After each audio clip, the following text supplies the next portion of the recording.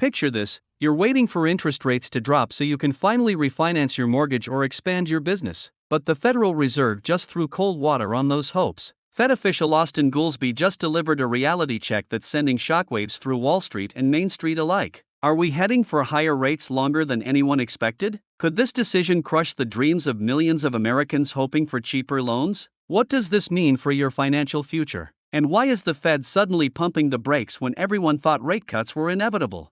If you're concerned about how Fed policy impacts your wallet, make sure to hit that subscribe button and ring the notification bell, because we're diving deep into the economic forces that could reshape your financial landscape in 2025.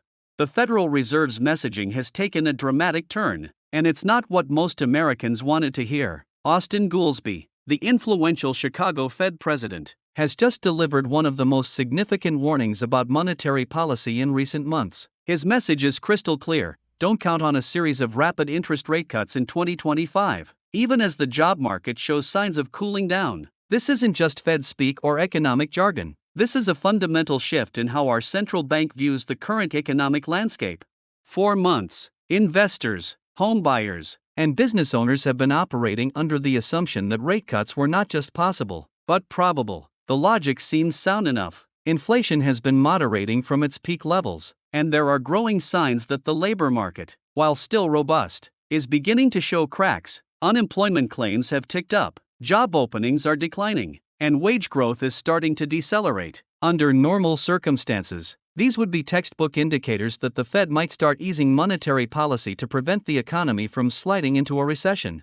But Goolsbee's recent comments suggest the Federal Reserve is playing a much more cautious game than many anticipated. The central bank appears to be looking beyond the immediate cooling in employment data and focusing on longer-term economic stability. This approach reflects a hard-learned lesson from previous economic cycles where premature policy changes led to unintended consequences. The Fed remembers all too well the inflation surge of the 1970s, when policymakers cut rates too quickly and allowed price pressures to become entrenched in the economy.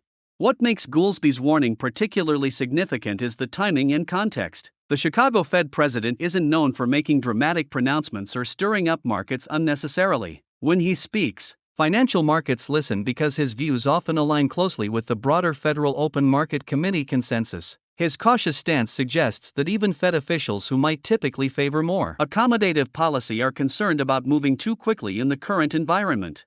The cooling labor market that many economists point to as justification for rate cuts tells a complex story. Yes, job growth has slowed from the breakneck pace we saw in 2021 and 2022, but the unemployment rate remains historically low. More importantly, wage growth, while moderating, is still running above levels that are typically consistent with the Fed's 2% inflation target. This creates a challenging dynamic where the labor market appears to be softening, but not necessarily in ways that would automatically trigger aggressive monetary policy easing. Consumer spending patterns also complicate the picture. Despite higher interest rates that were supposed to cool demand, American consumers have shown remarkable resilience. Retail sales continue to grow, travel and entertainment spending remains robust, and household balance sheets, while stressed in some sectors, are generally in better shape than many economists expected. This consumer strength means the economy may not need the stimulus that lower interest rates would provide. The global economic context adds another layer of complexity to the Fed's decision-making process. Central banks around the world are grappling with similar challenges, but their responses have varied significantly. Some have already begun cutting rates, while others maintain restrictive policies. The Federal Reserve must balance domestic economic conditions with international competitive pressures and the dollar's role as the world's primary reserve currency. Financial markets had been pricing in multiple rate cuts throughout 2025, with some investors expecting the Fed to reduce rates by as much as 1.5 percentage points over the course of the year. Goolsbee's comments effectively reset those expectations, forcing traders and analysts to recalibrate their models and assumptions. This repricing has already begun to show up in bond markets, mortgage rates, and corporate borrowing costs. For ordinary Americans, the implications of sustained higher rates extend far beyond abstract economic theory. Homebuyers who have been waiting on the sidelines for rates to fall may need to adjust their timelines or expectations. The dream of refinancing existing mortgages to lower monthly payments could remain elusive for many families. Small business owners who rely on credit to finance expansion or operations will continue facing elevated borrowing costs that could limit growth opportunities. The credit card industry provides a particularly stark example of how sustained high rates impact consumers. With the Fed's benchmark rate elevated, credit card interest rates have soared to levels not seen in decades. For families carrying balances, this translates directly into higher monthly payments and increased financial stress. The hope that falling Fed rates would provide relief from these crushing interest charges now seems less likely in the near term. Real estate markets across the country have already adjusted to the reality of higher mortgage rates, but the prospect of rates remaining elevated longer could further reshape housing dynamics. Home sales have declined significantly from their pandemic-era peaks, and home price appreciation has slowed in many markets. However, the supply of homes for sale remains constrained, partly because existing homeowners are reluctant to give up their low-rate mortgages from the 2020 to 2021 period. Corporate America faces its own set of challenges in a higher-for-longer rate environment. Companies that took advantage of ultra-low rates during the pandemic to issue debt will eventually need to refinance those bonds at much higher rates. This refinancing wave could squeeze profit margins and force difficult decisions about capital allocation, hiring, and expansion plans. The ripple effects could impact everything from employment levels to dividend policies. The Federal Reserve's approach also reflects lessons learned from the post-2008 financial crisis period, when ultra-low rates persisted for nearly a decade. That experience taught policymakers that while low rates can support economic recovery, they can also create asset bubbles, encourage excessive risk-taking, and make it difficult to respond to future economic shocks. By maintaining a cautious stance now, the Fed is essentially trying to preserve its ammunition for future crises while ensuring that current economic stability doesn't come at the cost of long-term financial system health.